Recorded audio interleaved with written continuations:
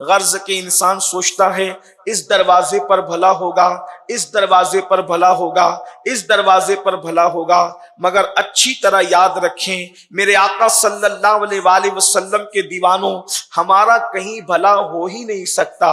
उसकी वजह यह है कि सबसे ज्यादा हमारा जो भला चाहने वाली हस्तियां हैं, हम उनको छोड़कर अपना भला किसी और दरवाजे पर तलाश कर रहे हैं।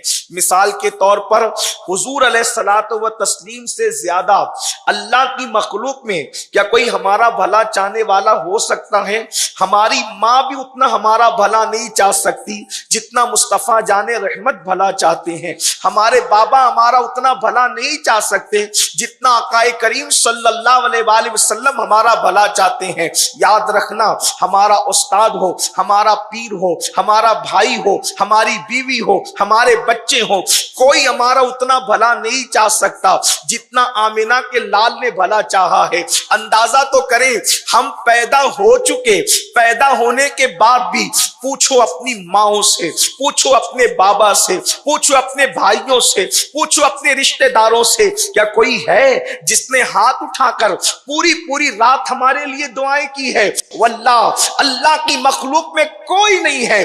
अरे इंसान पूरी रात अपने लिए दुआ नहीं करता तो पूरी रात किसी और के लिए क्या दुआ कर सकता है? बल्कि जो रातें दुआओं की कबूलियत की रात है, उस रात में भी इंसान पूरी रात दुआ नहीं करता। शबे कद्र है, शबे बरात है, शबे मेराज है, शबे अरफा है, शबे ईद उल फित्र है, ये सारी रातें हैं, लेकिन इंसान पूरी पूरी रात अपने लिए दुआ नहीं करता तो किसी और के लिए क्या दुआ कर सकता है?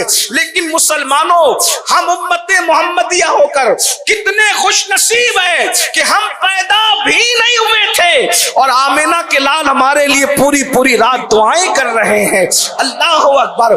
और कौन दुआ कर रहा है? अल्लाह अल्लाह।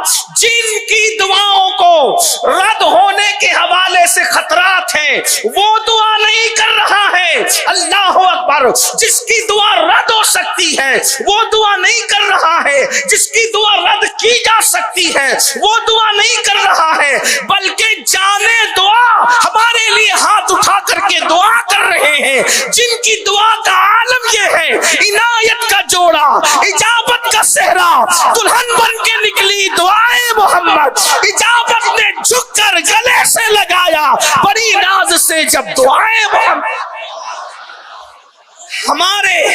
हमारे नबी की दुआ की शान ये है जिसके लिए इजाबत झुककर गले से जिसे लगा। हमारे आका ने हमारी पैदाइश से पहले हमारा मुकद्दर जगाने के लिए हमारे लिए दुआएं की, हमारी तकदीर संवारने के लिए हमारे लिए दुआएं की। अंदाजा तो करें, अगर आप इसकी अहमियत को समझना चाहें तो समझ सकते हैं। हुजूर की दुआ के बाद फिर हमें किसकी दुआ की मोहताजी है? जाने इबादत हमारे लिए मांग चुके, जाने दुआ ने हमारे लिए दुआ कर ली। आप अंदाजा करें कि हमारे हुजूर की दुआ की शान क्या है। हजरते आदम अगर नामे मोहम्मद ले लें,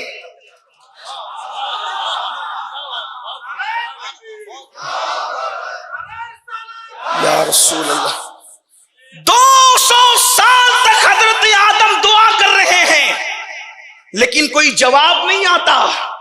नामे मोहम्मद जबान पर आया तो दुआ को कबूलियत का शरफ अता कर दिया। जिसका नाम आने पर दुआ कबूल होती हो, जिसका नाम आने पर दुआ कबूल होती हो, जब वो जाने दुआ खुद दुआ करे तो फिर दुआ की मेराज का आलम क्या होता हो।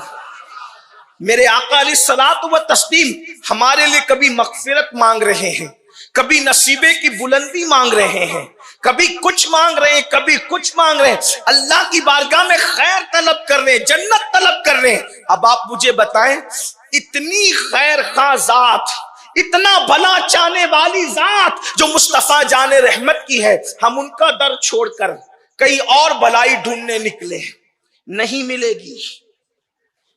इसलिए कि हम भलाई ढूंढने के लिए गुनाहों के अड्डों की तरफ निकले, और जहां गुनाह है वहां बर्बादी है, जहां गुनाह है वहां तबाही है, जहां गुनाह है वहां सुकून नहीं है, जहां गुनाह है वहां करार नहीं, जहां गुनाह है वहां इत्मीनान नहीं है। इसलिए कि अच्छी तरह याद रखना, गुनाह छोटा हो या बड़ा, हजरत सैयदना फारूक आजम रदी अल्लाह ताला ने इरशाद फरमाते, गुनाह छोटा हो या बड़ा, मुझे इतना समझता है कि गुनाह से रसूलुल्लाह का दिल दुखता है। छोटे से छोटा गुनाह करो या बड़े से बड़ा गुनाह करो, हुजूर का दिल दुखता है। आपसे पूछता हूं, अगर रास्ते पर बैठने वाले भिखारी का कोई दिल दुखाए, आप गौर फरमाएं, जिस भिखारी की कोई औकात और हैसियत नहीं है, अगर उसका कोई दिल दुखा दे तो बंदा तबाह और बर्बाद हो जाता है। किसी भिखारी भीख मांगने वाले का कोई दिल दुखाए तो बादशाहों के हाथ में भीख के कटोरे आ गए। तारीख पढ़ने, बड़े बड़े बादशाहों के तख्त ताज क्यों लूटे? किसी का दिल दुखाने की वजह से। बल्कि सूफिया फरमाते हैं, किसी भी इंसान की जो उल्टी गिनती शुरू होती है, किसी भी इंसान की तरक्की जब तनज़्ज़ुली में तब्दील होती है, किसी भी इंसान की इज्जत जब जिल्लत में बदलती है, तो उसके पीछे सबसे बड़ा राज ये होता है कि उसने किसी ना किसी का दिल दुखाया। अल्लाह के नजदीक दिल दुखाने से कोई बड़ा जुर्म नहीं है, कोई बड़ा गुनाह नहीं है। अब आप मुझे बताएं, रास्ते पर भीख मांगने वाले भिखारी का अगर दिल दुखा दें तो बादशाहों के हाथ में भीख के कटोरे आ गए, बड़े बड़े इज्जतदार जलील हो गए।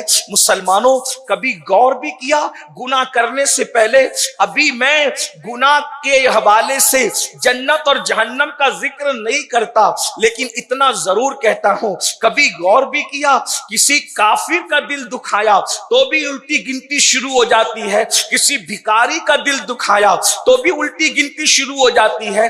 अल्लाह अकबर, क्या ख्याल है, जिसको अल्लाह रब्बुल इज्जत ने बादशाहों का दाता बना करके भेजा, जिसको अल्लाह ने बादशाहों का बादशाह बनाकर भेजा, जिसको अल्लाह ने शहीनशाहों का शहीनशाह बनाकर भेजा, जिसको अल्लाह ने आकाओं का आका बना करके भेजा, जिसकी जात पर आकायत खत्म है, जिसकी जात पर बुजुर्गी तमाम है, जिसकी बारगाह के अंदर अल्लाह अकबर इज्जत भी पहुंच करके मुअज्जज हो जाती है, जिसकी बारगाह में उलूम को मेराज नसीब होती है, जहां पहुंचकर हुस्न भी मेराज पाता है, जहां पहुंचकर अक्ल भी मेराज पाती है, जहां पहुंचकर इबादत को भी मेराज नसीब हो जाती है।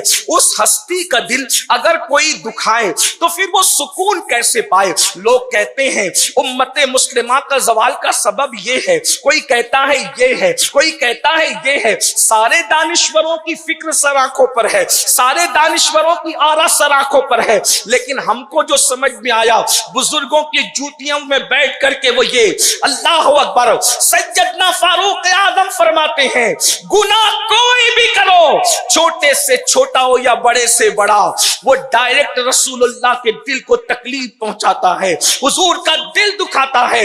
मुझे बताओ, अब मुसलमान रो रहा है कि हमारी लाशें बेगौरो कफन कहीं पर तड़प रही है, अब मुसलमान बेचैन हो रहा है, हमारी बेटियों का सुहाग उजड़ रहा है, मुसलमान अब बेचैन है, मरसिया खां है कि लाशें खां को खून में तड़प रही है, नन्हे नन्हे बच्चे यतीम हो रहे हैं, हमारे घरों से धुएं उठ रहे हैं, हमारी बस्तियां जल रही है, हमारी कौम घर के बेघर हो रही है। मुझे बताओ, जो मुस्तफा जान रहमत के दिल को एक दिन में कई कई 100 मरतबा दुखाए, वो कौम इज्जत के साथ कैसे जिएगी? वो कौम वकार के साथ कैसे जिएगी? वो कौम सुकून की सांस कैसे लेगी?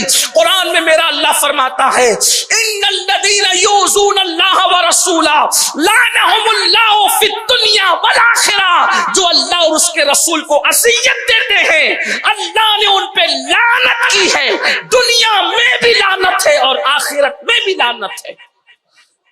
जिस कौम पे अल्लाह लानत करे वो कौम की रोजी में बरकत कैसे हो?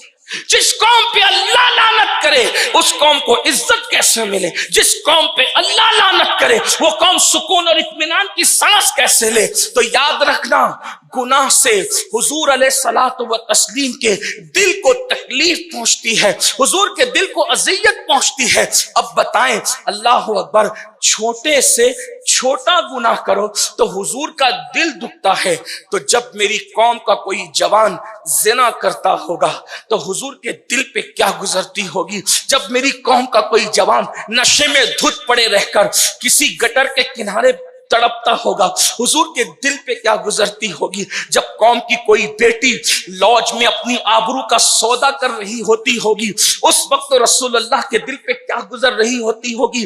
जिस वक्त मस्जिद के अंदर कोई इमाम और मुअज्जिन तीसरे मुक्तदी का इंतजार कर रहा होता होगा फज्र में कि वो आएगा तो जमात कायम होगी, यानी मस्जिदें इतनी सुनी सुनी होती होगी, तो हुजूर के दिल पर क्या गुजरती होगी। जब दाढ़ियां मुंडाकर लोग गटरों में फिकवाते होंगे तो हुजूर के दिल पर क्या गुजरती होगी। जब मुसलमान सूद का और सट्टे का धंधा करके हराम लुक्मा अपने पेट में उतार रहा होता होगा, उस वक्त तो हुजूर के दिल पर क्या गुजर रही होती होगी। मुझे बताओ तो सही, मेरे आका सल्लल्लाहु अलैहि वसल्लम के दीवानों, ताइफ की वादियों के पत्थर, जरा दिल के कानों से सुनना।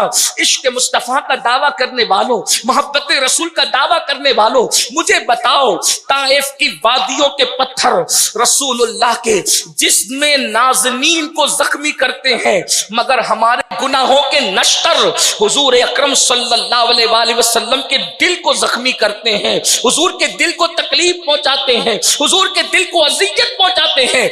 आज मुसलमान ये सोचता है मौलाना गुनाह करेंगे तो कब्र में उसका जो अजाब होगा देखा जाएगा, महशर में जो उसका अजाब हो देखा जाएगा। ये गलत फहमी है और सख्त तरीन गलत फहमी है। गुनाह का अजाब सिर्फ कब्र में नहीं है, गुनाह का अजाब सिर्फ मैदान महशर में नहीं है। और मेरे भाइयों, अगर कब्र और महशर में भी हो तो भी हम उसको बर्दाश्त नहीं कर सकते, लेकिन गुनाहों की सजा दुनिया में भी मिलती है और दुनिया से ही मिलती है। बल्कि बुजुर्गान दीन फरमाते हैं, मुसलमान को अगर ठोकर भी लगती है, ठोकर तो उसके गुनाह की वजह से लगती है।